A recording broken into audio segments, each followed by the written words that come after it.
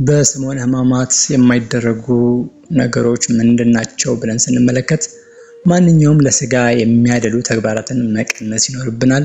የጌታችንና የመድኃኒታችን የኢየሱስ ክርስቶስን ሕማም መከራ በማሰብ በጾም፣ በጸሎት፣ በስግደት ማሳለፍ ቢቻለን ደግሞ አመጋገባችንን ከወትሮ መቀነስ እንዲሁም ደግሞ በትዳር ያሉ በጾም ወቅት በመኝታ ከመተዋወቅ መታቀብ አለባቸው። ሰሙነ ሕማማት ከሰኞ እስከ አርብ።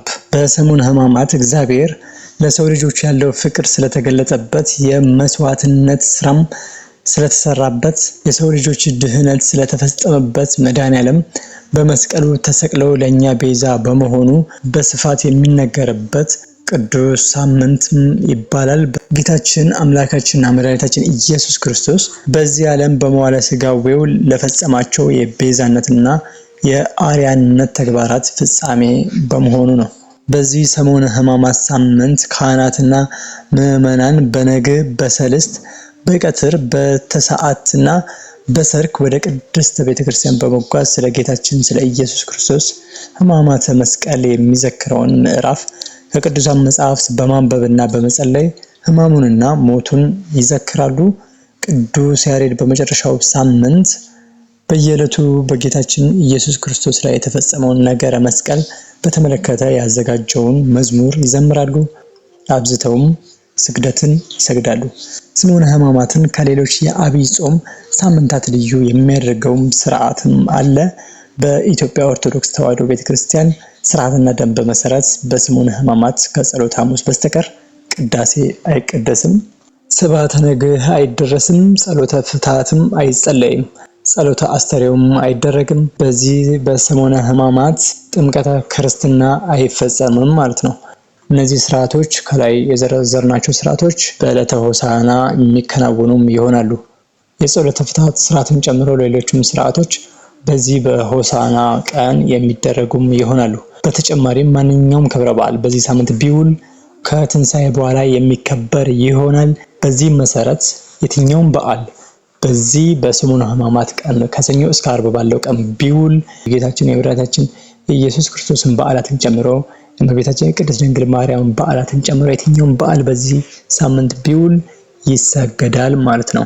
ስለዚህ ለምሳሌ ማክሰኞ 29 ባለ ወልድ በዚህ ቀን ታላቅ በዓል ቢሆንም ነገር ግን የሚሰገድ ይሆናል ማለት ነው። ይህንንም የምትጠይቁ ውድ ቤተሰቦቻችን በዚህ ቀን ስግደት የሚከናወን ይሆናል ማለት ነው። ይህም እንግዲህ በኦርቶዶክስ ተዋሕዶ ቤተክርስቲያን ዘንድ የጸና ኦርቶዶክሳዊ ስርዓት ነው። ሕማምና ሞት የማይገባው ጌታችን ኢየሱስ ክርስቶስ የእኛን ሕማምና ሞት ለራሱ በማድረግ በዚህ ሳምንት ለእኛ ቤዛ መሆኑ ይነገራል። ደዌያችንን ተቀበለ፣ ሕማማችንን ተሸከመ፣ ከአመፀኞችም ጋር ተቆጠረ። እርሱ ግን ግፍን አላደረገም፣ ተንኮልም በአፉ አልተገኘበትም ተብሎ እንደተጻፈ ኢሳይያስ 53 ቁጥር 4 እስከ 12 ላይ ውድ ምዕመናንና ምዕመናት ይህንን መጽሐፍ ቅዱስን ማንበብ ትችላላችሁ።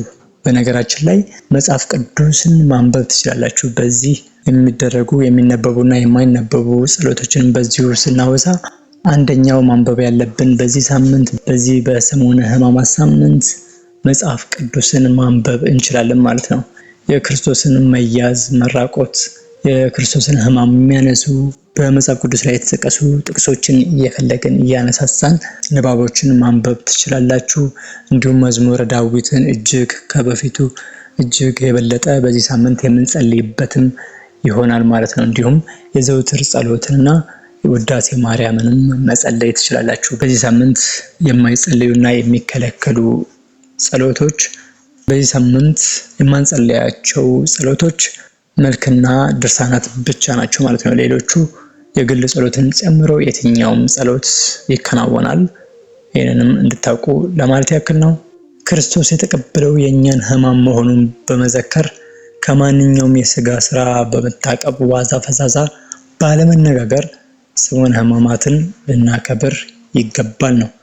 የክርስቶስን ሕማም ክርስቶስ የተቀበለውን ሕማም በመዘከር እንጂ ከማንኛውም የስጋ ስራ በመታቀብ ዋዛ ፈዛዛ ባለመነጋገር ቲክቶክ፣ ፌስቡክ እያልን ያለምን ወሬ ከምንደሰኩር ከዚህ ርቀን ከዚህ ወተን የእግዚአብሔርን ስራ የእግዚአብሔርን የማዳን ስራ የእግዚአብሔርን በአንድ ልጁ በጌታችን በመድኃኒታችን በኢየሱስ ክርስቶስ የፈጸመውን የማዳን ስራ ይህንን እያወራን ይህንን እያወሳን መጽሐፍ ቅዱስን እያነበብን በዚህ ልናሳልፍ ይገባል። ሰሙነ ሕማማትን ብድራትን የማያስቀረው አምላካችን እግዚአብሔር መተላለፋችንና በደላችንን በመደምሰስ በመንግስቱ ወራሽም አድርጎናልና ይህንንም እንዲያደርግልን ቅዱስ ፈቃዱ ይሁንልን።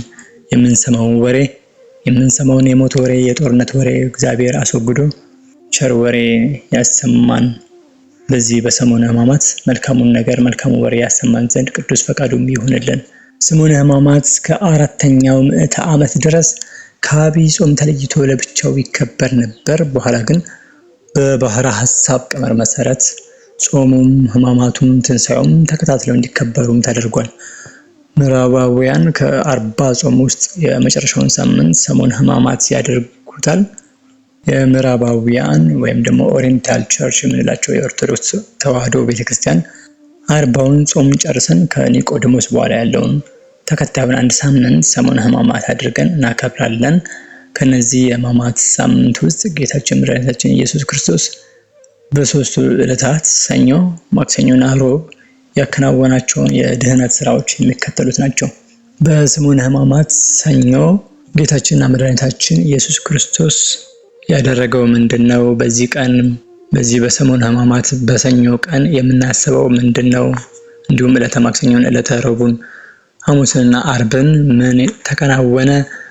እነዚህን ያነሳሳን ቆይታ የምናደርግ ይሆናል። እግዚአብሔር አምላካችን በዚህ በሰሙነ ሕማማት የምናደርገውን ስግደት የምናደርገውን ጸሎት ተቀብሎ የመንግስቱ ወራሽ ያድርገን ዘንድ ቅዱስ ፈቃዱ ይሁንልን። ጌታችንና መድኃኒታችን ኢየሱስ ክርስቶስ ሰው ሆኖ በዚህ ዓለም ሲመላለስ በሆሳዕና ማግስት ከቢታንያ ወደ ኢየሩሳሌም ሲገባ 2 ነገሮችን አከናውኗል። አንደኛ ከቅጠል በስተቀር ፍሬ ያልተገኘባትን ዕፀ በለስ ረግሟል። ሁለተኛ ደግሞ ወደ ቤተ መቅደስ ገብቶ የሚሸጡትንና የሚለውጡትን አስወጥቷል።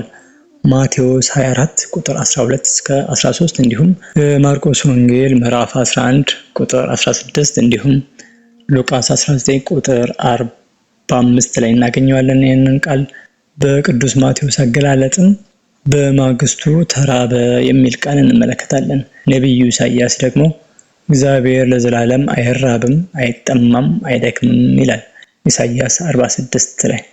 በቅዱስ ወንጌል በመጀመሪያው ቃል እንደነበረ ያ ቃል ቀዳማዊ እንደሆነ ቃልም በእግዚአብሔር ዘንድ እንደነበረ ያም ቃል እግዚአብሔር እንደሆነም ተጽፏል። ዮሐንስ 1 ቁጥር 1 ላይ ጌታችን በመዋዕለ ትምህርቱ ሲያስተምር የእኔስ መብል የላከኝን የአባቴን ፈቃድ አደርግ ዘንድ ስራውንም እፈጽም ዘንድ ነው ሲል ተናግሯል። ዮሐንስ 4 ቁጥር 34። ታዲያ ጌታችን ለምን ተራበ ብለን ስንጠይቅም ሰማያዊያን መላእክት እንዳይራቡ አድርጎ የፈጠረ የእስራኤልን ሕዝብ ገበሬ በማያርስበት ዘር በሌለበት ዝናብ በማይጥልበት የመገበ ድህረ ስጋዌ በ5 እንጀራና በ2 ዓሣ ከ5000 የሚበልጡ ሰዎችን የመገበ ጌታ ተራበ ተብሎ ሲነገር እጅግ ይደንቃል። በእርግጥ ኢየሱስ ክርስቶስ ፍጹም አምላክ ፍጹም ሰው በመሆኑ አልተራበም አንልም። እስራኤልም በአንድ ወገን የተቀበላቸውን ፍሬ ባለማፍራታቸው ተረግመዋል። በሰሙነ ሕማማት የማይደረጉ ነገሮች ምንድናቸው ብለን ስንመለከት ማንኛውም ለስጋ የሚያደሉ ተግባራትን መቀነስ ይኖርብናል። የጌታችንና የመድኃኒታችን የኢየሱስ ክርስቶስን ሕማም መከራ በማሰብ በጾም በጸሎት በስግደት ማሳለፍ ቢቻለን ደግሞ አመጋገባችንን ከወትሮ መቀነስ፣ እንዲሁም ደግሞ በትዳር ያሉ በጾም ወቅት በመኝታ ከመተዋወቅ መታቀብ አለባቸው። በሰሙነ ሕማማት ከሰኞ እስከ ቅዳሜ የተከናወኑትን ተግባራትን ቀጥለን የምንመለከት ይሆናል። ሰሙነ ሕማማት ሰኞ ጌታችን ከቢታንያ ሲወጣ ተራበ።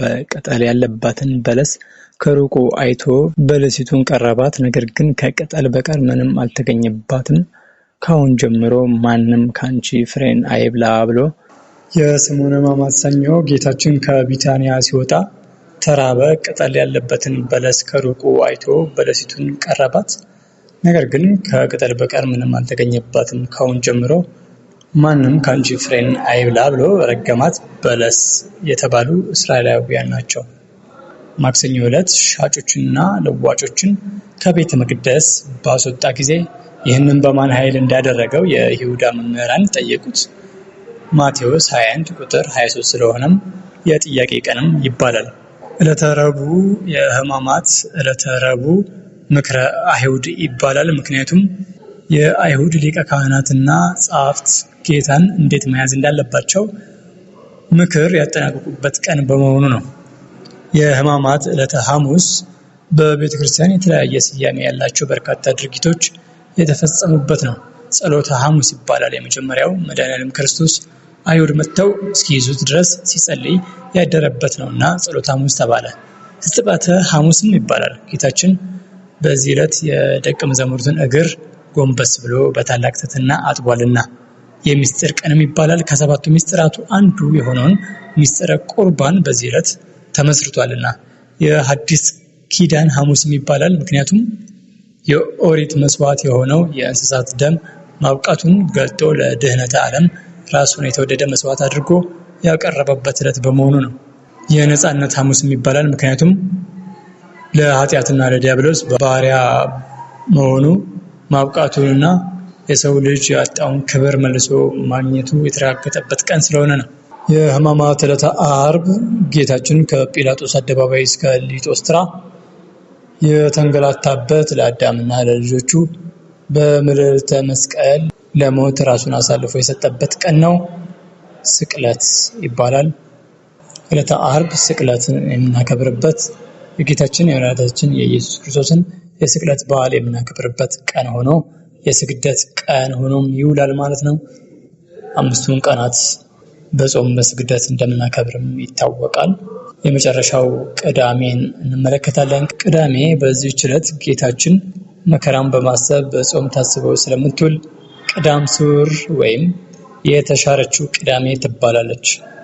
ካህናቱም ለምዕመናን ለምለም ቄጤማን የሚያድሉበት ዕለት ስለሆነ ለምለም ቅዳሜም ትባላለች። እንዲሁም ልዑል እግዚአብሔር በዚች ቀን 22ቱን ስነ ፍጥረታት ፈጥሮ ከስራው ያረፈበት ዕለት በመሆኑ ቅዱስ ቅዳሜም ይባላል።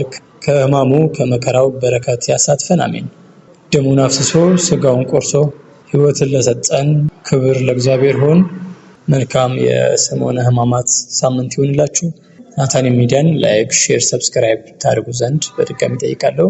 በቀጣይ በሌላ ቪዲዮ በሌላ አስተማሪ ዝግጅት እስክንገናኝ እስከዛው ሰላም።